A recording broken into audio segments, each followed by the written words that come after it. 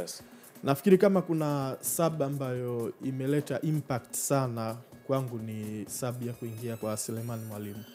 Na inawezekana alichelewa kuingia. Labda angewahi kuingia angeweza kuimpact mchezo zaidi ambavyo ali-impact.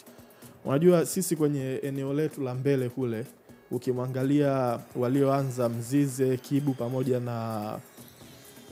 na Msuva, wale wote kiasili ni runners zaidi.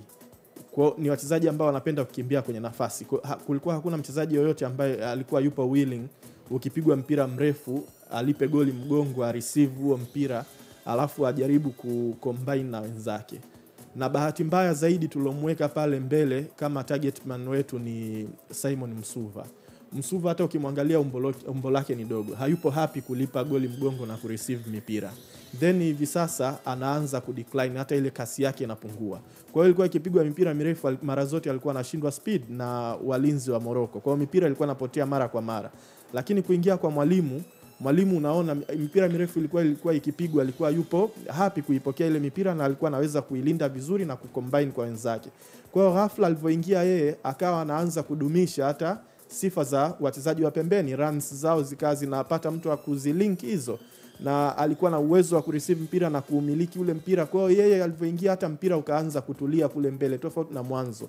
Na ndio maana zile dakika 10 za mwisho at least tulianza kutengeneza chance, lakini kabla yake chances zilikuwa hazitengenezwi kabisa. Kwa hiyo kuingia kwa Mwalimu kwa kiasi fulani mpira ukaanza kutulia kule mbele. Nafikiri kwa alichokifanya tunaweza tusilaumu sana kwa nini labda jana amepewa dakika chache. Nafikiri ndio mechi yake ya kwanza akiwa na national team kwenye ngazi kama hizi. Alishawahi kuitwa kwenye CHAN na vitu kama hivyo, lakini kwenye ngazi ambazo zinahusisha wachezaji kutoka eneo lolote kwenye senior team ndio mara yake ya kwanza. Kwa hiyo kile ambacho amekifanya jana ndani ya dakika 10 nafikiri kwa squad ambayo tulikuwa nayo national team, akikosekana Mbwana Samata, nafikiri yeye ni mtu sahihi wa kuwa kwenye lile eneo la mbele. Sisi wachezaji wetu wengi wa mbele hawapo willing kupokea mipira na kuilinda na kusubiri wenzao wakimbie kwenye channels na watengenezeane nafasi.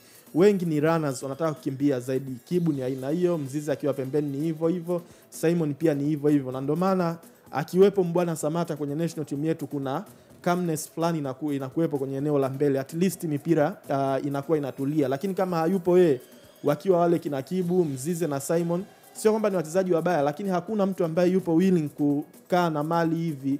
Kwa hiyo mipira inakuwa haitulii. Lakini Mwalimu jana alivyoingia, impact kwenye eneo letu la mbele ikaanza kuonekana. Kwa hiyo miongoni mwa wachezaji ambao walibadilisha sana mazingira ya mchezo hususan kwenye ile eneo la mbele ni Selemani Mwalimu. Na katikati ya uwanja ametoaji wa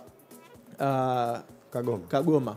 Jana Mudathir Yahya alikuwa na game mbaya na hukustahiki kuwa uwanjani kwa dakika zote zile za mchezo. Inawezekana mchezaji ukawa mzuri lakini kuna game tu nakuta inakukataa. Jana alikuwa akiwa na mpira mguuni, alikuwa anatetemeka sana. Maeneo ambayo alikuwa anakaa yalikuwa hayatusaidii sisi kuzuia vizuri. Kwa jana alikuwa na game ambayo ilikuwa ni off sana. Kagoma alivyoingia unaona ile impact yake kiuzuiaji. Kwa Mudathir naye jana alikuwa na game ambayo ilikuwa ni off sana, na ndio maana alivyoingia Kagoma at least eneo la katikati likaanza kupata uhai.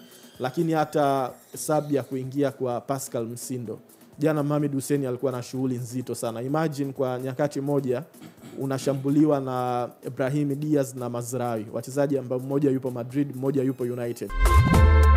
Wasafi So, usafi kama wote.